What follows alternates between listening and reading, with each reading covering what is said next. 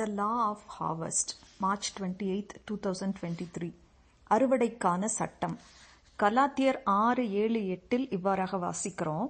மனுஷன் எதை விதைக்கிறானோ அதையே அறுப்பான்.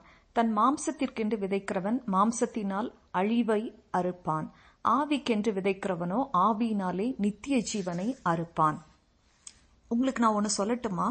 இன்னைக்கு என் வாழ்க்கையில நடக்கின்ற பெரும்பாலும் தொடர்ந்து நடக்கின்ற ஒரே மாதிரியான நிகழ்வுகள், அது நல்லதோ கெட்டதோ, பல ஆண்டுகளுக்கு முன்பு நான் எடுத்த சில தெரிவுகளின் பலன்கள் அல்லது விளைவுதான் அப்படின்னு சொல்லலாம்.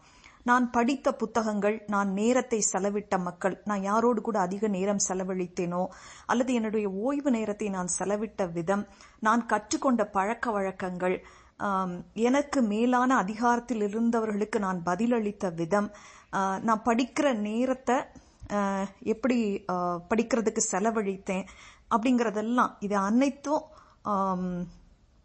என்னை இப்போது பாதித்துள்ளன. இது எல்லாம் என்னுடைய இன்றைய வாழ்க்கையை பாதித்திருக்கின்றன. அதே போல இன்று நாம் செய்யும் தேர்வுகள் நம்மை பாதிக்கும்.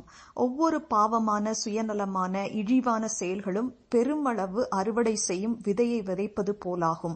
ஆனால் தேவனுக்கு கீழ்ப்படுதலின் ஒவ்வொரு செயலும் நம்மையும் நம்மை சுற்றியுள்ளவர்களையும் ஆசீர்வதிக்கும் விதையாகும்.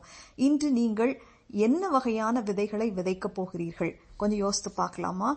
இப்போ ஒரு சின்ன ஜெபம் பண்ணிடலாம். எங்களை நேசிக்கிற எங்கள் அன்பின் பரலோக தகப்பனே, அப்பா, நாங்கள் மாம்சத்திற்கென்று விதைக்காமல் நாங்கள் எதை விதைக்கிறோமோ அதை அறுப்போம், அதற்கு ஒரு பலன் உண்டு அப்படிங்கிறத நாங்கள் உணர்ந்தவர்களாக ஆவிக்கென்று விதைக்க உமக்கு கீழ்ப்படிந்து உமக்கு பிரியமானதை செய்யறதுக்கும் மற்றவர்களுக்கு ஆசீர்வாதமாய் வாழ்றதுக்கான காரியங்களை நாங்கள் செய்வோம். எங்களை தாழ்த்தி அர்ப்பணிக்கிறோம். இயேசுவின் மூலமே ஜெபம் கேளும் நல்ல பிதாவே, ஆமேன்.